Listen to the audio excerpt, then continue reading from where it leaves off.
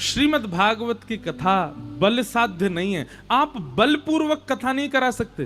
कई बार हमारा ऐसे लोगों से भी पाला पड़ता है। कैसे होते हैं? गुंडा टाइप के।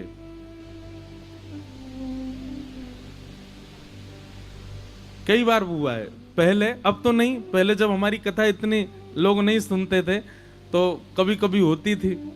एक आध बार ऐसे क्षेत्रों में भी जाना हुआ जहां बल का ज्यादा प्रयोग, और हमसे ज्यादा अनुभव तो हमारे पूज्य गुरुदेव पूज्य पिताजी महाराज ने किया है। एक बार तो उनको ऐसे चक्कर में पड़े कि महाराज जैसे राम जी की स्थिति हुई वैसे ही व्यास जी की स्थिति। यजमान बोल रहे हैं, बोले कि हमने आपकी भागवत जी रखी नहीं है, आपकी व्यासपीठ अपने पास रखी नहीं है, आपके माइक वाइक तबला साजवाज सब छोड़ रहे हैं, यही दक्षिणा मान लो, नहीं तो हम सब धर लेंगे अपने पास। जैसे आयो वैसे चले जाओ, दक्षिणा की बात मत करना। ऐसे लोगों के बीच भी कथा हुई है। ऐसी ऐसी कथाएं भी हुई हैं कि छठवें दिन यजमान गायब। एक कथा हमने करी, उसका तो आज तक मैं पैसा दे ही रहा हूं, टेंट वाले को, लाइट वाले को, भोजन वाले को, आज भी थोड़ा थोड़ा करके दे रहा हूं। क्यों? 5वें 6वें दिन यजमान कहां चले, आज तक मिले ही नहीं वो। अब 7वें दिन की कथा करने जब मैं मंच पे आया तो टेंट वाले भी खड़े थे, लाइट वाले भी खड़े थे, भोजन वाले भी खड़े थे, सब लोग खड़े। बोले महाराज जी हमने क्या बिगाड़ा, आप तो कहीं और कथा कर लोगे, हम अपने घर कैसे चलाएं। मैं भैया देंगे हम, पर ढूंढो तो कहां गए। बोले कोई पता नहीं है कहां है, आज तक नहीं मिले। भागवत की कथा धन साध्य नहीं है। अब देखो उसके यहां भी कथा हो गई। मतलब मैंने मन में क्या सोचा कि बताओ, श्री जी की कृपा थी, वो कुछ नहीं खर्च करने वाला, फिर भी उसके यहां कथा हो गई। 7 दिन हुई कथा, क्योंकि उसका पूर्व का कोई ऐसा कोई भाव होगा, श्री जी ने उस पर भी अनुग्रह किया। बड़े बड़े गुंडा वो अपने बल के हट पे कथा करा लेते, तो उसके यहां भी कथा हो गई। धन साध्य नहीं है, बल साध्य नहीं है, साधना साध्य नहीं है। आपकी बहुत पहचान है, आपकी बहुत साधना है, बहुत यज्ञ किए तो आप क्या कथा हो, नहीं। लिख लीजिएगा, श्रीमद् भागवत की कथा कृपा साध्य है, केवल कृपा से हो सकती है, नहीं तो नहीं हो सकती। चाहे आप लाख कोशिश कर लो, आप लाख योजनाएं बना लो, लाख कोशिश कर लो, करोड़ों खर्च कर दो, अगर श्री जी की अनुग्रह नहीं है, लाल जी की कृपा नहीं है, वे नहीं चाहते तो होगी ही नहीं हो पाएगी। तो ये कृपा है। भगवत भाव का किसी भी रूप में उपस्थित होना, ये आपकी क्षमता नहीं है, ये श्री जी की कृपा होती है, तभी हो सकता है।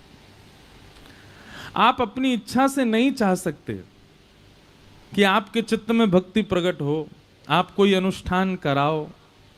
हाँ, सुनकर के आपको प्रेरणा जरूर मिल जाती है, देख करके आपको प्रेरणा जरूर मिल जाती है, पर वो कर्तव्यशील श्री जी की कृपा से ही होता है, ठाकुर जी के अनुग्रह से ही होता है।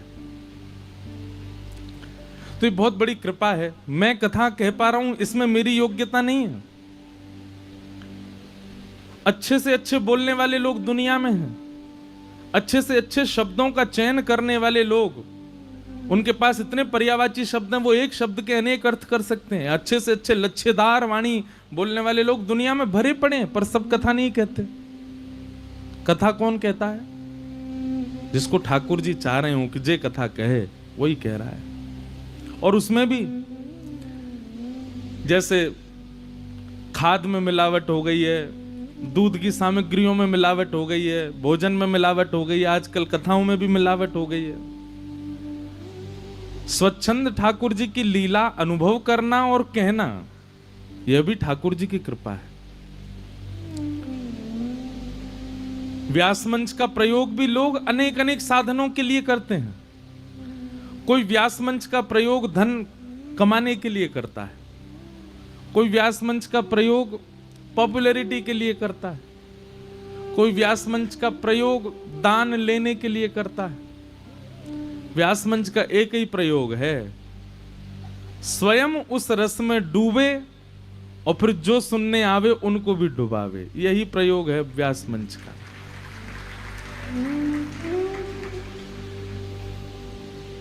निगम कल्प तरोर गलितम फलम सुख मुखाद मृत द्रव संयुतम पिबत भागवतम रसमालयम मुहुर्हो रसिका भुवि भावुका। श्रीमद् भागवत जी के बगल में आपको सुखदेव जी दिख रहे हैं, पीछे वाले इनको दिख रहे हैं। पीछे वाले ने मैं ही दिख रहा हूं तो बहुत बड़ी बात है, दिख रहा हूं ना कोई बात नहीं, हम दिखें ये जरूरी नहीं, सुनाई देने चाहिए, सुनाई तो दे रहे हैं ना, हाँ तो बस सुनो। भागवत जी के बगल में सुखदेव जी बैठे हैं, यजमान परिवार इनका पूजन करते हैं। सुखदेव जी कौन है? बोले व्यास हैं, भागवत जी के वक्ता हैं। वास्तव में सुखदेव जी का स्वरूप देखोगे तो स्वरूप में आपको लगेगा कि एक पक्षी है, पर वास्तव में हमको उनके स्वरूप नहीं, उनके गुण देखने हैं। उनका गुण ऐसा व्यास होना चाहिए।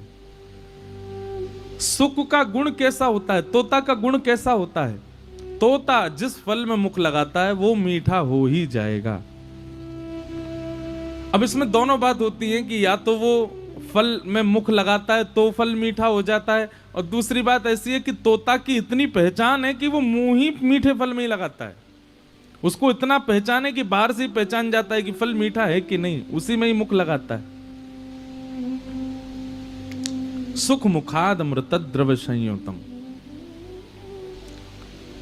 तोता पूरा फल नहीं खाता, केवल मुख लगाता है, और मुख लगा करके स्वयं भी रस लेता है, और जैसे ही चोंच बाहर निकलता है ना, तो उसकी चोंच बाहर निकलते ही उस स्थान में से कुछ रस टपक करके नीचे गिर जाता है, और उस रस टपके हुए रस में कई सारे छोटे छोटे छोटे छोटे छोटे जीव आकर के उससे रस ले लेते हैं। कहने का अभिप्राय क्या है? वक्ता को भी ऐसा ही होना चाहिए। श्रीमद् भागवत फल है और मीठा फल है। इस फल में अपनी बुद्धि लगा करके, अपना मन लगा करके यहां से रस को सिंचन करे, यहां से रस को ग्रहण करे, स्वयं भी रस में परिपूर्ण हो जाए और सामने जितने श्रोता बैठे हैं उनको भी उस रस का आस्वादन करा दे। ये वक्ता का लक्षण होना चाहिए। इसलिए सुखदेव जी को प्रथम वक्ता माना गया।